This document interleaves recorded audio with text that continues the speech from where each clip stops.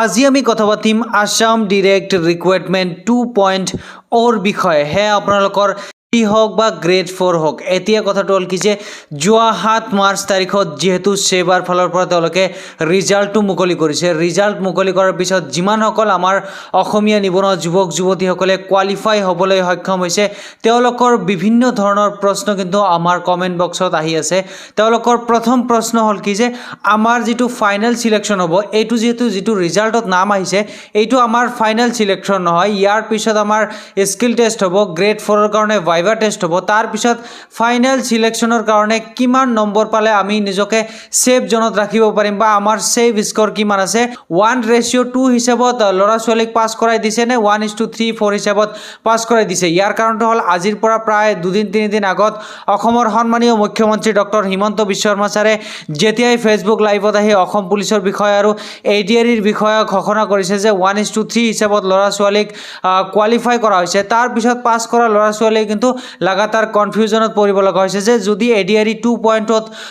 1:3 হিচাপত লয়, তেতিয়াহ'লেতো স্কিল টেষ্টত আমাৰ কম্পিটিশ্যনটো বাঢ়ি যাব। কাট অফ অৰ্থাৎ কি, ধৰক এইটো যিটো কেৱল মাত্ৰ হায়াৰ ছেকেণ্ডেৰী পাছ আছে, ইয়াতে জেনেৰেল কেটেগৰীত 119 পইণ্ট হাফ কাট অফ গৈছে। বহুতৰে এইটো প্ৰশ্ন যে আমি ধৰক 121 পাইছোঁ, 122 পাইছে কোনোবাই, অৰ্থাৎ কি কাট অফ যিটো গৈছে তাৰ পৰা 1 মাৰ্ক 2 মাৰ্ক বা 3 মাৰ্ক বেছি পাইছোঁ, আমাৰ সিলেকশ্যন হোৱাৰ চান্সটো কিমান আছে। আৰু বাকী যিমানসকল ল'ৰা ছোৱালীয়ে পাছ কৰিবলৈ পোৱা নাই বা দিনী ৰাতি কষ্ট কৰাৰ পিছতো ধৰক 119 পইণ্ট হাফ কাট অফ গৈছে, বহুত আমাৰ অসমীয়া ল'ৰা ছোৱালীসকলে কিন্তু 118 পাই ফেইল কৰিছে, 117 পাই ফেইল কৰিছে, অলপৰ কাৰণে ফেইল কৰিব লগা হৈছে। তেওঁলোকৰ লাগাতাৰ এটাই প্ৰশ্ন যে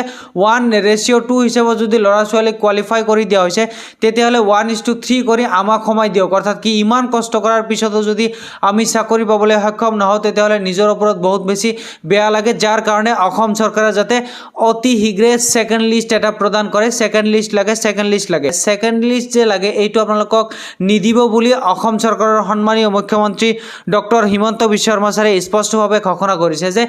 এই ADRE 2.0ত যিটো ৰিজাল্ট আহিছে, এই ৰিজাল্টত যিমানসকল ল'ৰা ছোৱালীয়ে কোৱালিফাই কৰিছে, তেওঁলোকেহে ছেকেণ্ড যিটো ষ্টেপ আছে চিলেকশ্যন প্ৰচেছৰ, সেয়া আপোনালোকৰ স্কিল টেষ্ট হ'ব পাৰে বা ভাইভা টেষ্ট হ'ব পাৰে। বাকী আপোনালোকৰ কোনো ধৰণৰ ছেকেণ্ড লিষ্ট নাহে। ইয়াৰ লগতে CM ছাৰে এটা পজিটিভ ঘোষণা কৰিছে, সেইটো হ'ল 2025 বৰ্ষৰ নৱেম্বৰ, ডিচেম্বৰ আৰু জানুৱাৰী মাহ, এই 3 মাহৰ যিকোনো এটা মাহত ADRE 3.0 মুকলি কৰিব। তাতে আপোনালোকৰ গ্ৰেড 4ৰ ভেকেঞ্চি থাকিব, গ্ৰেজুৱেশ্যন লেভেলৰ ভেকেঞ্চি থাকিব আৰু HS লেভেলৰ ভেকেঞ্চি থাকিব। কিমান নম্বৰ পালে আপোনালোকে সেফ জোনত থাকিব পাৰিব বা নিজকে কমফৰ্টেবল হিচাপত ফিল কৰিব পাৰিব যে এইবাৰ আমি চাকৰি পোৱাৰ চান্সটো 100% কনফাৰ্ম আছে। এইটো বস্তু যদি আপোনালোকে ভাবি আছে, তেতিয়াহ'লে চাওক, মই এটা এক্সাম্পল দিওঁ যে এইটো যিটো 119 পইণ্ট হাফ গৈছে বা আপোনালোকৰ যিটো গ্ৰেড 3ৰ গ্ৰেজুৱেশ্যন উইথ কম্পিউটাৰ চাৰ্টিফিকেট আছে, তাতে যিহেতু আপোনালোকৰ ভেকেঞ্চিটো বেছি আছিল, তাতে আপোনালোকৰ 117 টোটেল কাট অফ গৈছে। এইটো কেৱল মাত্ৰ এক্সামৰ কাট অফ গৈছে। এই 117ৰ ভিতৰত আপোনালোকে যদি 118 পাইছে,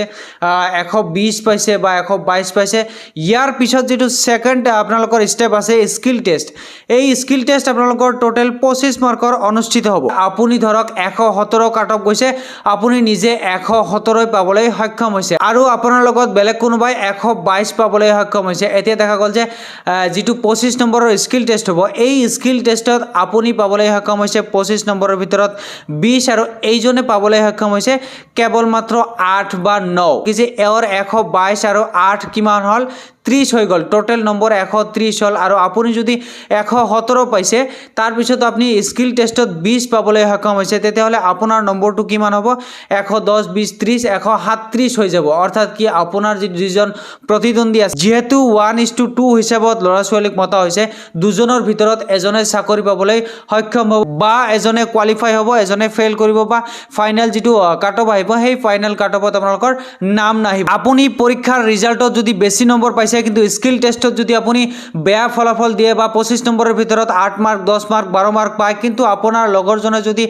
পৰীক্ষাত পৰীক্ষাৰ যিটো কাট অফ আহিছে ইয়াতে যদি নম্বৰ কমো পাইছে কিন্তু স্কিল টেষ্টত যদি ভাল পাৰফৰ্মেন্স দেখাব পাৰে তেতিয়াহ'লে চাকৰিটো আপোনাৰ নহয় কিন্তু স্কিল টেষ্টত আপোনাতকৈ বেছি নম্বৰ পোৱা জনেহে চাকৰি পাব এতিয়া কথাটো হ'ল কি যে 1:2 হিচাপত যে ল'ৰা ছোৱালীক লৈছে ধৰক 4000 জন অসমীয়া ল'ৰা ছোৱালীয়ে পাছ কৰিছে বা ৰিজাল্টত নাম আহিছে 2000 ভ্যাকেন্সি আছে 2000 ভ্যাকেন্সি তেওঁলোকে এইটো যেটো পৰীক্ষাৰ নম্বৰ আছে আৰু ইয়াৰ লগত 25 নম্বৰৰ ভিতৰত আপুনি কিমান পালে সেই টোটাল নম্বৰৰ ভিতৰত এই 4000 জন যে কোৱালিফাই হৈছে বা স্কিল টেষ্ট দিবলৈ সক্ষম হৈছে এই যে 4000 জন যে ল'ৰা ছোৱালী কোৱালিফাই হৈছে এই 4000 ৰ ভিতৰত 2000 লৈকে অৰ্থাৎ ইয়াৰ পৰা ধৰক 1 2 3 4 এনেকে আপ টু 2000 জন যেহেতু 2000 টা ভ্যাকেন্সি আছে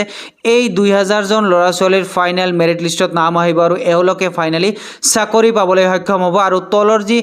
3000 আৰু 4000 এই 2000 ল'ৰা ছোৱালী অটোমেটিকলি ফেইল কৰিব আপুনি কাটঅফতকৈ অলপমান 1 2 3 এনেকা বেছি আছে স্কিল টেষ্টতো আপুনি বেলেগে যিমান পাইছে আপুনি নিজেও হিমান পাইছে তেতিয়া হলে আপোনালোকৰ চাকৰি পোৱাৰ চান্স কিমান আছে আপুনি ধৰক হায়াৰ সেকেন্ডাৰী পাস ইয়াতেও এক্সাম দিছে উইথ সায়েন্স ইয়াতেও এক্সাম দিছে ব্যাচেলাৰ ডিগ্ৰী যে আছে ইয়াতেও এক্সাম দিছে ব্যাচেলাৰ ডিগ্ৰী উইথ কম্পিউটাৰ ইয়াতেও এক্সাম দিছে এটা কথা যে আপুনি যদি এটাত কোৱালিফাই হৈছে বা ভাল ষ্টুডেন্ট তেতিয়া হলে দেখা গৈছে যে আপুনি এটা দুটা তিনিটা চাৰিটাতে কোৱালিফাই কৰিবলৈ সক্ষম হয় আৰু বেয়া ষ্টুডেন্টে কিন্তু এটাতো কোৱালিফাই হ'বলৈ সক্ষম নহয় আপুনি ধৰক এই চাৰিটাতে কোৱালিফাই হৈছে আৰু চাৰিটা বিভাগৰ হৈয়ে আপোনালোকে স্কিল টেষ্ট দিবলৈ গুচি যাব লাষ্টত যাই যদি আপুনি ধৰক এটাত ফেল কৰিলে বাকি তিনটাত আপুনি কোৱালিফাই হল এই তিনিটাৰ ভিতৰত কি হ'ব অসম চৰকাৰৰ ফালৰ পৰা চাব যে এই তিনিটাৰ ভিতৰত বেটাৰ কোনটো আৰু স্যালাৰি কোনটোত বেছি গ্ৰেড পে কোনটোত বেছি তাতে আপোনাক সময় দি বাকি দুটা অটোমেটিকলি খালি হৈ যাব যেহেতু সিএম ছাৰে স্পষ্টভাৱে কৈছে যে এইবাৰ আপোনালোকৰ কোনো ধৰণৰ ওভাৰলেপিং নহয় অৰ্থাৎ কি হে যে মই কলো আপোনাক এটাত কোৱালিফাই কৰিব বাকি দুটা খালি ৰৈ নাযায় এবাৰ বাকি দুটাত আপোনাৰ পিছত যে ৰৈ থকা মানুহ আছে তেওঁলোকক কোৱালিফাই কৰি দিব তেওঁলোকে চাকৰি পাবলৈ সক্ষম হ'ব